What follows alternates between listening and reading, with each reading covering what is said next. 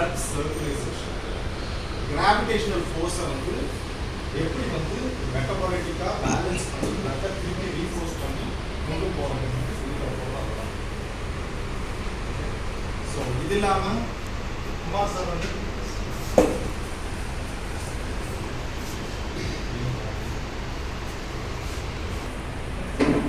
வர்மாவை சொல்லி கொடுத்தாரு. வர்ம கலையில் எப்படியெல்லாம் பண்ணலாம் அப்படின்னு சொல்லி ஸோ நான் என்ன சொல்லி தர போகிறேன் அப்படின்றது தெரியும். I'm going to tell you about external herbs. வெளிப்புறத்தில் என்னென்ன herbs வந்து அப்ளை பண்ணலாம், எப்படி அப்ளிகேஷன் பண்ணலாம், herbs, oil அப்படின்ற ஒரு விஷயம் நான் சொல்லி கொடுப்பேன். இது இல்லாமல் agriculture and anatomy and physiology ஒரு பேசிக்காக சொல்லி கொடுப்பேன். டயக்னோஸ் எப்படி பண்ணுறது வெரிகோஸ் நான் சொல்லி கொடுப்பேன். இதுதான் நீங்கள் எடுக்க போகிற கிளாஸ்.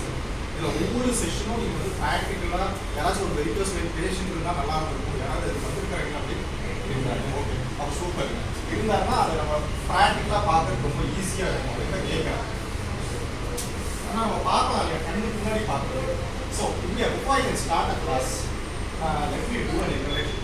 இன்னைக்கு இருக்கிற சினாரியோவில் இன்னைக்கு இருக்கிற டே நம்ம எக்கனாமிக் இந்த டைம் ஆஃப் வேர்ல்டில் நமக்கு எத்தனை ட்ரீட்மெண்ட் தேவைப்படுதுன்னா 90 ட்ரீட்மெண்ட்ஸ் நமக்கு தேவைப்படுது. ஒரு விஷயத்தை சரி பண்ணுறதுன்னா பாடி வந்து அக்செப்டன்ஸ் 90 நாட்கள் தேவைப்படுது.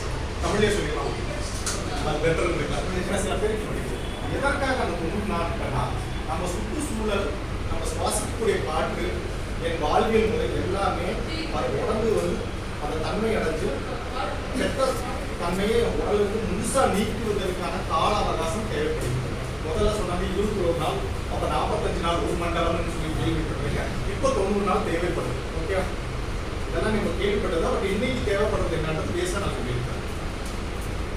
அப்படின்றத ஒரு அடிப்படையில் நம்ம வந்து நம்மளை ஃபஸ்ட்டு புரிஞ்சுக்கணும், அதுக்கப்புறம் தான் மற்றவங்களுக்கு கற்றுக் கொடுக்கணும்.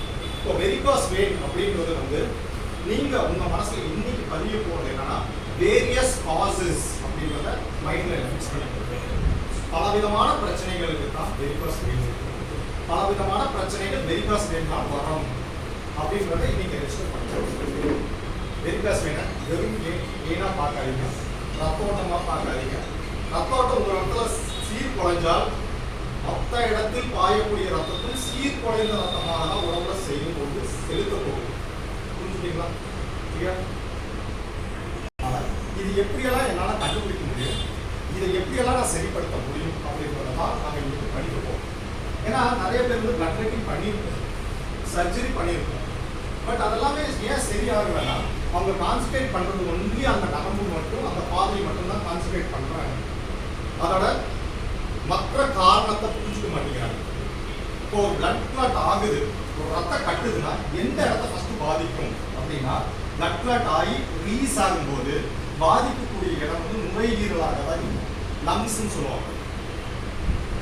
ஸோ நுரையீரலை பாதிக்கும். அவங்க பார்த்தீங்கன்னா வெரிகாஸ் வெயின் இருக்கிறவங்களுக்கு லங் இஷ்யூஸ் இருக்கும், ஷார்ட் ப்ரீதிங் இருக்கும், சீக்கிரமாக டயர்ட் ஆகிடுவாங்க.